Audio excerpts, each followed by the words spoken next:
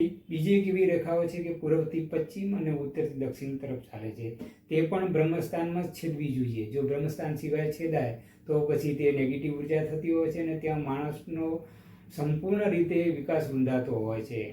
ત્રીજા પ્રકારની એવી રેખાઓ છે જે સર્પાકાર છે, વાંકી ચૂકી ચાલતી હોય છે.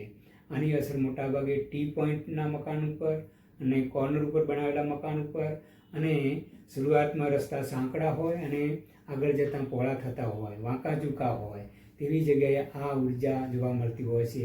અને આનું સૌથી મોટું આધુનિક જમાનામાં જો ઉદાહરણ હોય તો ભૂસ્ખલન.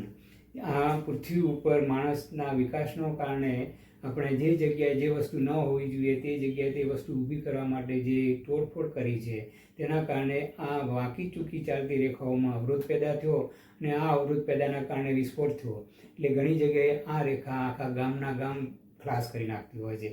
આવી વાંકી ચૂંકી રેખાઓ જ્યાંથી પસાર થતી હોય એવા રસ્તા જે વાંકા ચૂકા બહુ વળાંકવાળા તેવા રોડ ઉપર આજુબાજુમાં જો મકાન બનાવેલા હોય તેને પણ આ અસર કરતી હોય છે. માટે વાસ્તુમાં આ 3 પ્રકારની રેખાઓનું ખાસ ધ્યાન રાખવું જોઈએ. એક તો સર્પાકાર જે સૌથી ડેન્જર છે, બીજી પૂર્વ પશ્ચિમ, બીજી ઈશાન અગ્નિ તરફની હોય છે જે કોર્નરમાં ચાલતી હોય તે. આ 3 રેખાઓના ધ્યાનમાં રાખીને જો વાસ્તુના ઉપાય કરવામાં આવે તો વાસ્તુનો ઉપાય 100% કારગર નીકળતા હોય છે. બાકી વાસ્તુના ઉપાય ઘણી જગ્યાએ એવું ધ્યાનમાં આવ્યું છે કે વાસ્તુના ઉપાય કોઈ કામ જ નથી આવતા.